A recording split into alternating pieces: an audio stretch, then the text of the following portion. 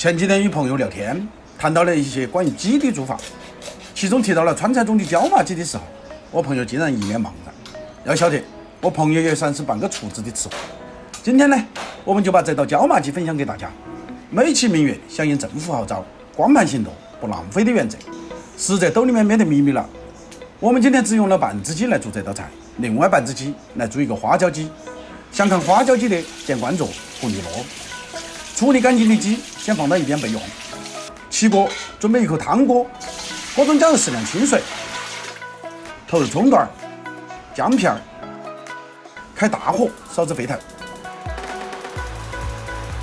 加入少许的盐，给汤增加一个基础的底味，搅拌均匀。把鸡投入锅中，习惯性的用上白切鸡的手法，三起三落，主要是想把鸡皮先烫一下。转小火，锅中保持未开、似开非开的样子。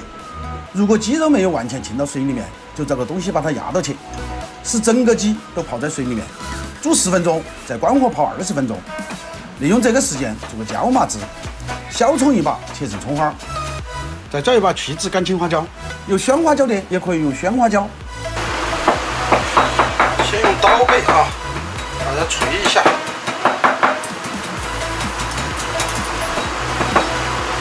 哎，这个不好搞啊，还是剁吧。剁的时候注意点啊，不要剁得到处都是，因为这个花椒会蹦。剁得差不多了，就可以用双刀剁，提升效率，尽量把它剁细，越细越好。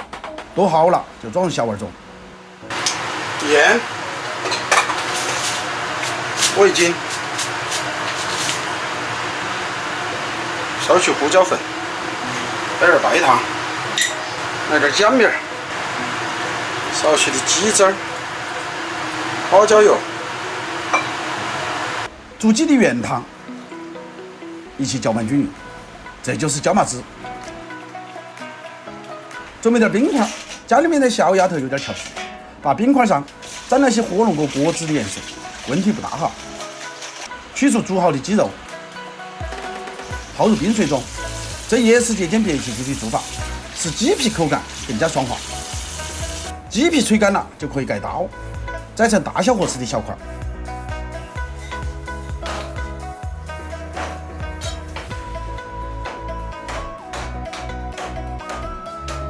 装入盘中，因为这道菜呢，等下要搅汁，所以建议用一个生盘来装，要不就用前碗。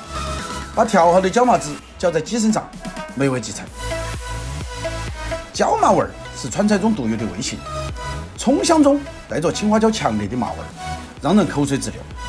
习惯了口水鸡的快意恩仇，再尝尝椒麻鸡的秀外慧中，这是一种小确幸。怎么样？有没有觉得这两道菜就像重庆与成都人的性格一样？学会的点赞，没有学会的继续看。我是厨子，下期见。